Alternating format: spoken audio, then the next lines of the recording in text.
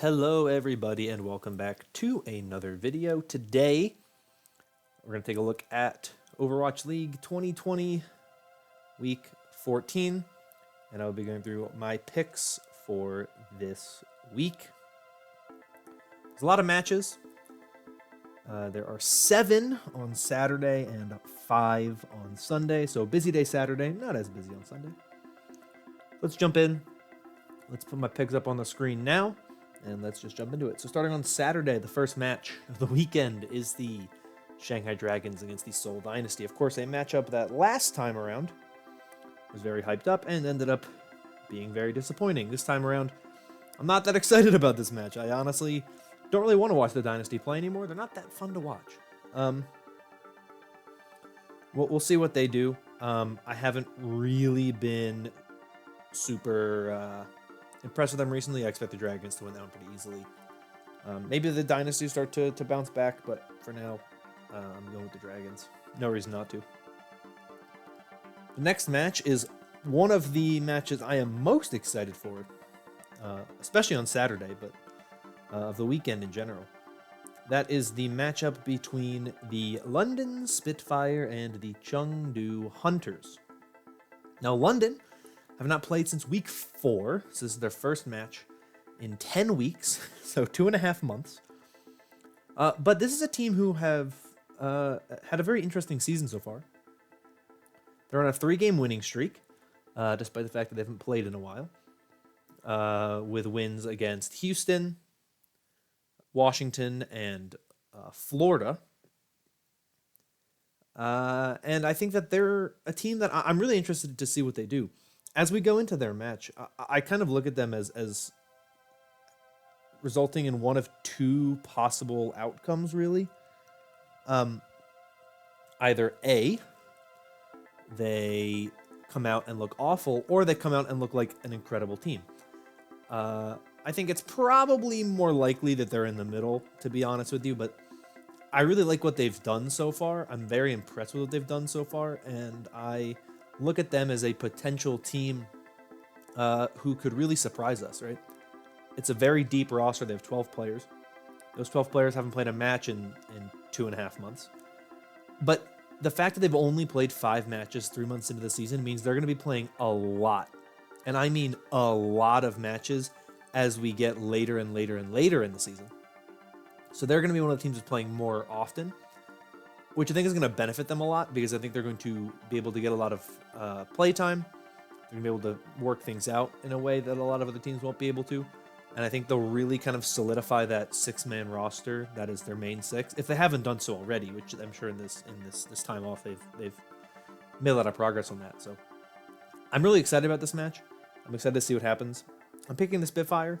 I haven't been super impressed with the Hunters, and I've liked what little we've seen from the Spitfire, even if it was a while ago the last time we saw them. It's an interesting matchup. Picking the Spitfire, but that one could be very, very close. Next is the Guangzhou Charge against the New York Excelsior. I'm picking the Excelsior for obvious reasons. They beat them the last time they played, and the Excelsior have been one of the best teams in the Pacific or Asian region, so no reason to pick against them. I don't know. It should maybe be closer than the last time these two teams played. I know there's something going on with Nero having to go back at some point to North America to renew his visa. I don't know when that has to happen, but as long as Nero's there, I think it's going to be competitive, but New York didn't really seem to mind last time around. So we'll see what happens. Next is my big pick game for Saturday. The Paris Eternal taking on the LA Gladiators. This is an interesting one. These are 2 teams who are around the same spot. The thing with the Eternal is, I've been more impressed with the Eternal. The problem is that their best player so far this season isn't playing because it's Exy and he has an injury that he's dealing with. Sparkle isn't going to be able to play until the end of this month. So I think the Eternal have been overall more impressive. I don't know when Fielder is going to get to North America and be able to play with the team without having his 200 ping. But as a whole, I think this is a very interesting matchup, and it should be a very good matchup. So I'm very excited for it. especially because I think the Gladiators have been a team that have been looking on the rise. The Eternal are a bit in this kind of slump, I guess. They've been having some difficulty getting by in some of the recent matches. 2 losses to the Fusion, a loss to the Mayhem. They need a bounce back performance. I think this is really their chance to bounce back, and I think they win this one. I think their roster has been somewhat more impressive so far this season. I think the Gladiators have much more talent on that tank line, but the Eternal have been able to keep it close to the Fusion and beat the Fusion. The Gladiators haven't really done anything like that, so that's really why I side with the Eternal. The next match for the weekend is I don't even know what to say about this match. As I'm making this video, as a little warning, as I'm making this video, I don't know a single player on the Vancouver Titans because the entire roster was released. I thought about not picking this match just because it's like how can I really know what's going on when I don't know who's going to be playing on the Vancouver Titans.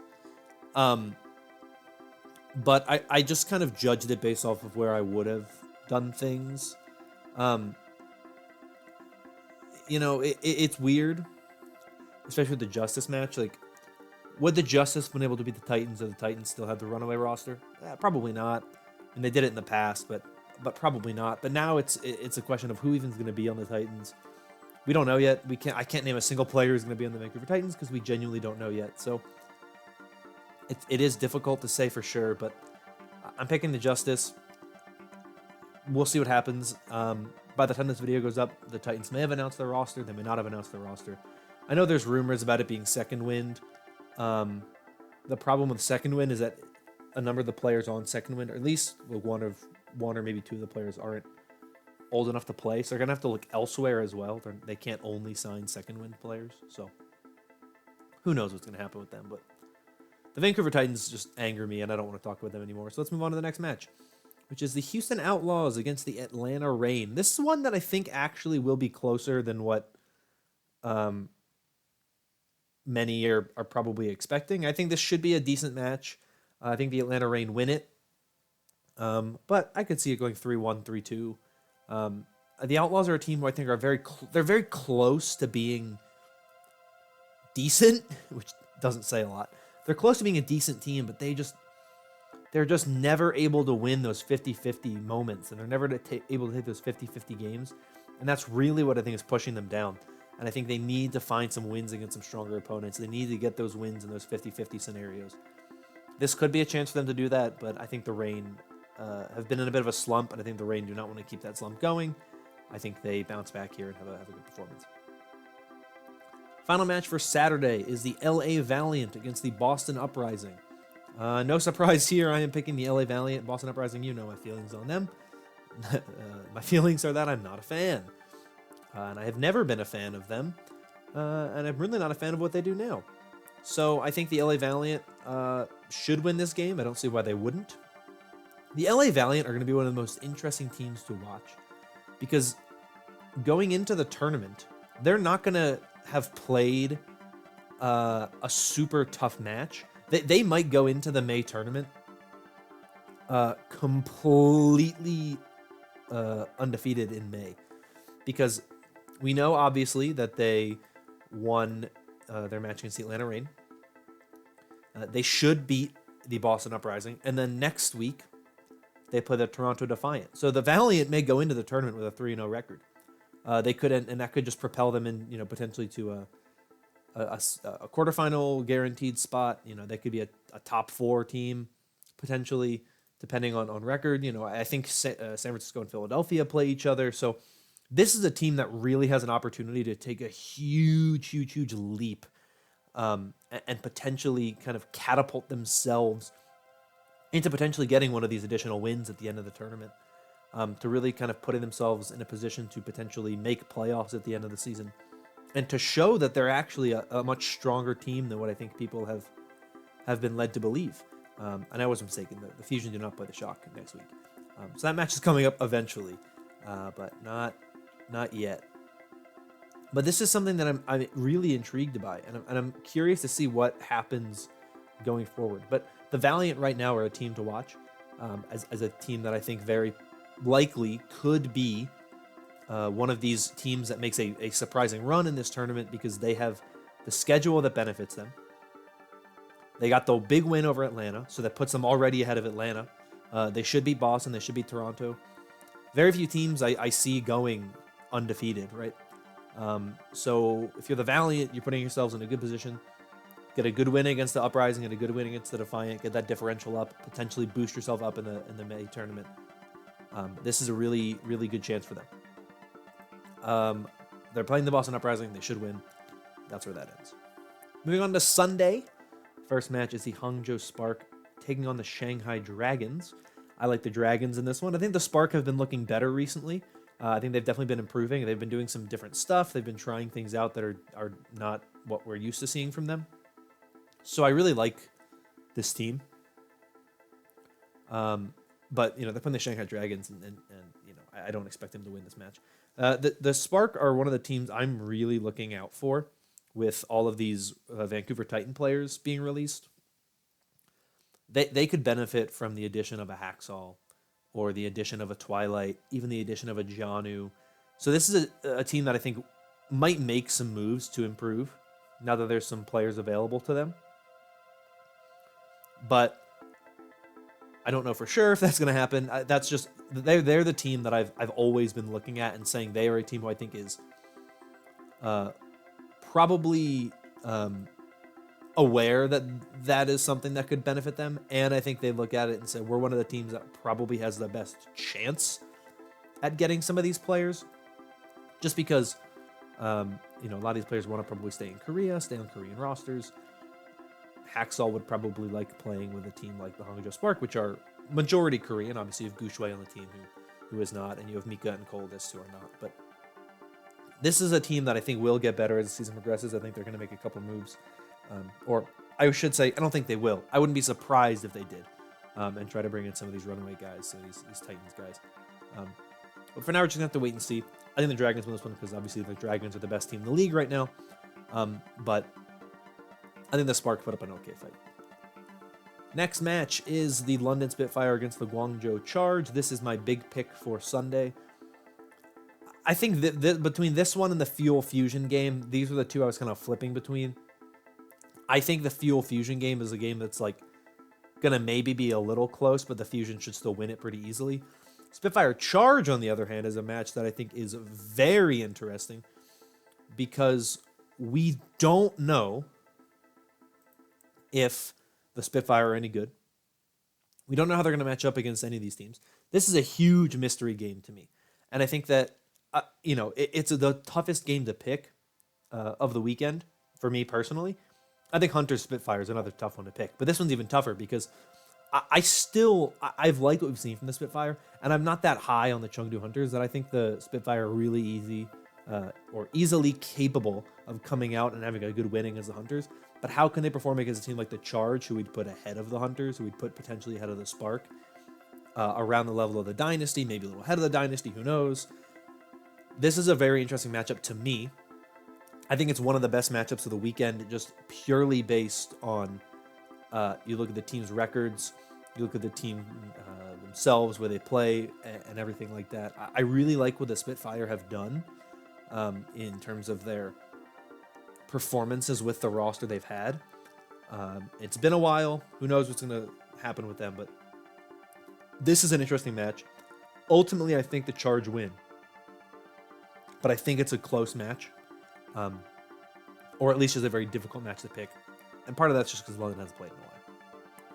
As I just kind of said before, the Fusion Fuel match, I think this could be closer than what we're anticipating. But I don't really think it's going to be that close. I think the Fusion ultimately will walk away with the win because they're one of the best teams in the league. Same with Shock against Defiant. That one I don't even think will be close. The Defiant have looked pretty bad. The Shock have looked very good. I think the Shock Fusion both get wins. And they're going to be fighting for that number 1 overall seed going into this May tournament. Though they might be competing with other teams like the Valiant or who knows, the Mayhem, depending on who these teams play. There's some interesting teams to really kind of look out for. Because if you go to last weekend, for example, and you look at how teams performed, I brought this up. There were a lot of teams who had big 3-0 wins, which are very beneficial. because that helps you put yourself in a strong position, right? You look at last weekend, teams that put themselves in a good position: the Dallas Fuel, San Francisco Shock, Florida Mayhem. They all got 3-0 wins. Shock have a pretty easy opponent this week. The Dallas Fuel, not so much. And the Florida Mayhem, I think, have a pretty easy opponent this week in the Vancouver Titans. So the Shock and the Mayhem are teams who you really kind of have to put up and say potentially as two teams who are going to be fighting for the #1 overall seed. This weekend, of course, you have the matches I'm talking about. And then you look at, next weekend, matches again for these teams where they have a chance to try to lock up that #1 overall spot. Florida plays Washington. I mean, that's another pretty easy match for them in theory. San Francisco plays Atlanta. That one might be a little tough. And Philadelphia plays Vancouver. Like I said, the LA Valiant are a team to watch out for. They have another easy opponent. So there's some very interesting matches here that could really shape up the tournament. We could go into the tournament where the Florida Mayhem are 3-0 +9, and they have the best overall record and differential in the tournament. Because the Shock might, they have had very close matches with the Reign. Both times they've played, obviously in the playoffs last season and in the regular season. The Fusion already had a close match against the Eternal, so they're not in the driver's seat right now. So really pay attention to the Mayhem as a team that could possibly take that #1 overall spot. The Valiant as well are a team who I don't think will, but they could get one of those top 4 spots. They could steal a spot from the Fusion or from the Shock, depending on matchups and what happens. But it's an interesting one. Last match of the weekend is the Florida Mayhem taking on the Vancouver Titans. I don't think this one should be a challenge for the Mayhem. I would have picked the Mayhem even against the Titans roster that we had with all the runaway players, just because of what we saw with their performance in Pacific. It's such a disaster that the Titans organization have done. I don't even know what to say. Like, they're just a disaster of an organization. That I look at this match and I think the Mayhem really are a pretty good team. They've looked very good, and I think that they're a team who certainly should be a top team going into May, because in reality, North America is a very weird region because a lot of teams are in a very similar kind of level, right? But then you have teams like the Fusion and the Shock who are better than the rest of the region. But then you have a team like Florida, who we don't really know where Florida is. They haven't really been challenged since they've started playing well. And this tournament is a really good chance for them to kind of prove themselves. But we might be seeing the Florida Mayhem by the end of the month having an additional win, just because of their performance in the tournament, because they may just end up in a good spot. Now, they also may go into the tournament and get completely rolled by a team like Paris, a team like the Gladiators, a team like the Reign, the Fuel, even potentially a team who have a tough schedule in May, but into the tournament are beating these really kind of low-tier teams, right? Your Uprisings, your Justice, your Outlaws, your Defiant. It's an interesting one to look at. So I'm curious to see where Florida goes in this tournament. They are definitely a team I'm intrigued by. So that's it for the picks. Obviously, I don't have any standings for May right now. I don't know how May wins or like tournament result wins are going to go into stuff at the end of the season. I've talked about that a little bit, and I'll kind of figure that out. But I kind of went through the teams like a little bit. In the Pacific, which I didn't touch on, the teams that you're definitely going to want to look out for right now that are doing well, that have your best records, the Guangzhou Charge are +3, 1-0 +3. New York is 1-1, +1, so they're not in a great spot. Dragons 1-0 +1. Chengdu Hunters 0-1 -2. Seoul Dynasty 0-1 -3. Spark are 1-0 +3. So there's some interesting matches to look out for here. Some interesting teams that are doing some decent things there. Boston at the bottom in the Atlantic alongside Houston and Washington, North America. They are all 0-1 -3. Actually, the Seoul Dynasty are 0-2 -6. I take that back. They're looking pretty rough. Toronto Defiant 0-1 -2. It's an interesting kind of group that we got going there. So we'll see what happens. I'll be able to talk more about it on Monday. We'll have a better idea of where all the teams are, and I'll give more of some thoughts then. But that's it for this video. If you enjoyed, consider liking and subscribing for more stuff like this in the future.